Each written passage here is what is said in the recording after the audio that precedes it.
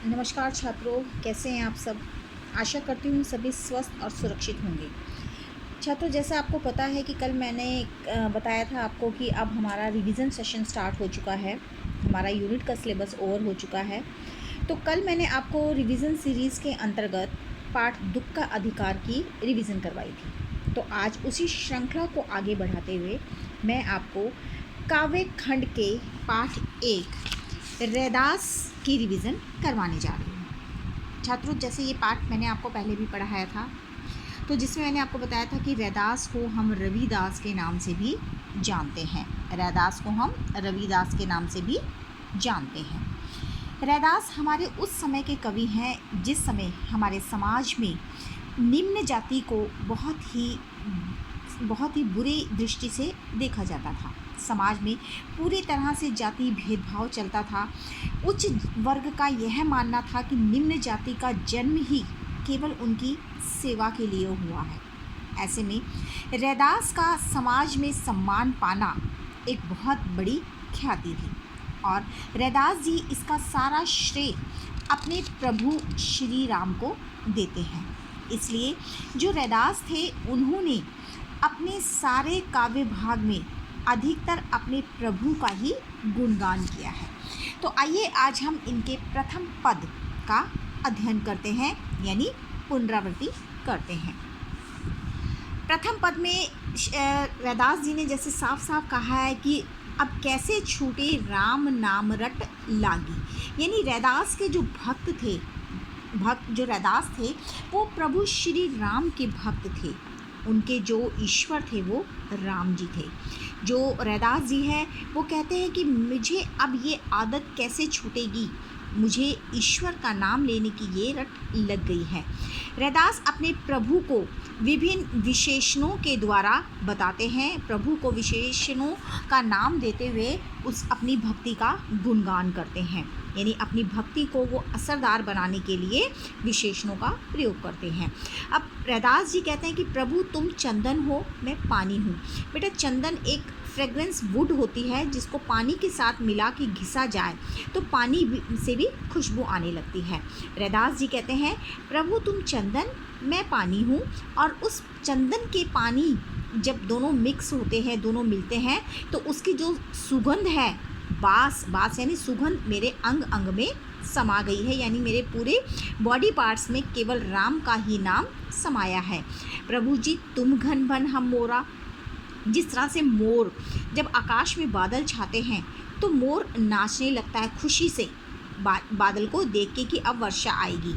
जैसे चितवत चंद चकोर, जो चकोर है बेटा एक तरह का पक्षी होता है जो चांद का दीवाना माना जाता है। वो दिन भर अपनी आंखें बंद रखता है और शाम होने पर जैसे ही चांद आकाश में चमकता है वो चांद को निहारना शुरू कर देता है।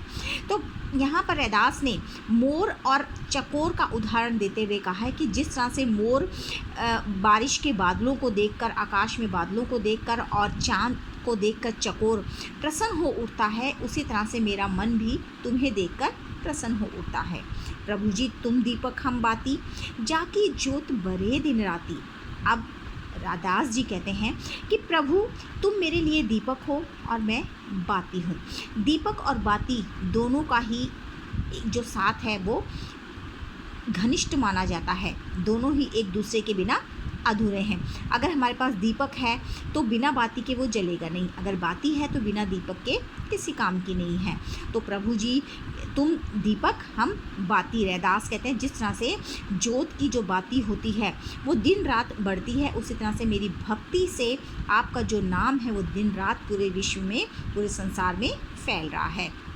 अब रैदास जी कहते हैं प्रभु तुम मोती हम धागा।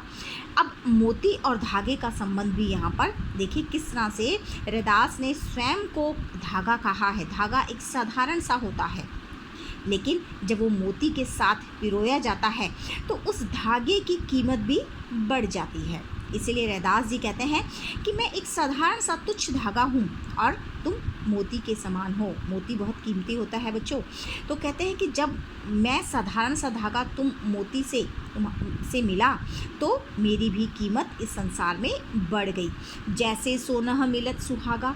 सुहागा एक तरह का समुद्री झाग होता है जिससे अगर सोने को धोया जाए तो सोने की चमक और बढ़ जाती है, उसकी कीमत और बढ़ जाती है। इसी तरह से रैदास जी कहते हैं कि जिस तरह से सोना और सुहागा आपस में मिलने से सोना चमक उठता है, इसी तरह से जब मैंने तुम्हारी भक्ति की, मुझे तुम्हारा साथ मिला, तो मैं भी इस संसार में सोने के समान चमकने लगा। अंत में रैदास जी कहते हैं, प्रभु जी तुम स्वामी हम दासा। अब देखो छात्रों, यहाँ पर जो रैदास है, रैदास की जो भक्ति है वो दास्य भाव की भक्ति है। वो इन सभी पंक्तियों में स्वयं को दास मानता है। प्रभु जी तुम स्वामी हम दासा, ऐसी भक्ति करे रैदासा। अब रैदास जी कहते हैं कि प्रभु जी तुम मेरे लिए स्वामी हो। जिस तरह से एक स्वामी अपने दास को जो भी आज्ञा देता है वो उसको सहर्ष पूरी करता है, खुशी खुशी पूरी करता है, इसी तरह से तुम मेरे स्वामी हो, तुम मुझे जो भी आज्ञा दोगे मैं उसको पूरी करूँगा। मेरी जो भक्ति है वो केवल तुम्हारे लिए है।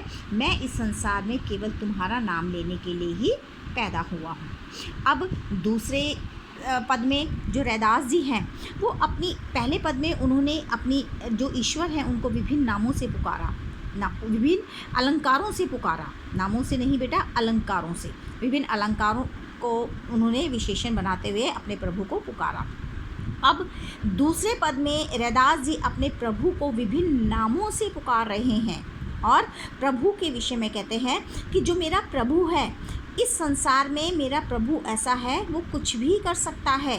मेरे प्रभु के बिना इस संसार में कुछ भी संभव नहीं है। सभी कुछ मेरे प्रभु द्वारा ही किया जाता है। ऐसी लाल तुझ बिन कौन करे। रैदास जी कहते हैं लाल यहाँ पर उन्होंने अपने ईश्वर यानी श्री राम को कहा है। कहते हैं कि ऐसी लाल तुझ बिन कौन करे, यानी मेरे ईश्वर मेरे प्रभु तुम्हारे बिना ये काम कौन कर सकता है। गरीब निवाजू गोसैया मेरे माथे छत्र धरू। वो कहते हैं कि गरीब निवाजू यहाँ पर उन्होंने ईश्वर को कहा है, गोसैया भी ईश्वर को कहा है, अपने प्रभु को विभिन्न नाम दिए हैं। वो कहते हैं कि मुझ गरीब पर तुमने इतनी कृपा की है कि मेरे माथे पर राजाओं के समान छत्र रख दिया है, जिसकी मैंने कभी कल्पना भी नहीं की थी। जाकी छोटी जगत काऊ लागे, तापर तू ही डरे। यानी कि जिसकी छोटी यानी कि जिसकी छाया से भी, जिसके स्पर्श से लोग दूर भागते हैं, उसे अछूत मानते हैं। जिसके ऊपर तुम्हारा हाथ है यानी तुम्हारी कृपा है, उसे जग में किसी से भी डरने की कोई आवश्यकता नहीं है। नीच ऊंच करे मेरा गोविंद, काहू ते ना डरे। मेरा जो गोविंद है, यहाँ पे फिर उन्होंने अपने ईश्वर को एक और नाम दे दिया, गोविंद। यानी मेरा जो गोविंद है, मेरा जो ईश्वर है, वो किसी को भी किसी भी तरह से बना सकता है। नीच को ऊंच कर सकता है, ऊंच को नीच कर सकता है। इसलिए मेरे गोविंद के होते हुए किसी को भी किसी तरह का कोई डर नहीं हो सकता। नामदेव कबीर तिलोचना साधना सैनु तरे। बच्चों ये सभी कवियों के नाम हैं। नामदेव, कबीरू, तिलोचना, साधना, सैनु, ये सभी निम्न जाति से संबंध रखते हैं और निम्न जाति से संबंध रखते थे, परंतु इन सभी ने ईश्वर की भक्ति की, इसीलिए आज तक हम इनको याद करते हैं। इनका जो नाम है जगत में चिरकाल तक अमर रहेगा, केवल ईश्वर की भक्ति के द्वारा।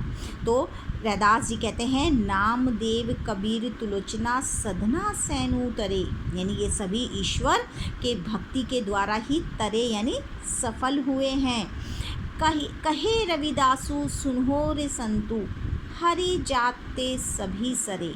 अब अंत में हमें रैदास जी कहते हैं कि सुनो, रविदास जी कहते हैं, रविदासु यानी रविदास जी कह रहे हैं, रैदास जी कह रहे हैं कि सुनो सभी हरिजत यानी कि हरिजन। आपको याद होगा गांधी जी ने निम्न जाति को हरिजन का नाम दिया था। हरि यानी ईश्वर, जन यानी लोग।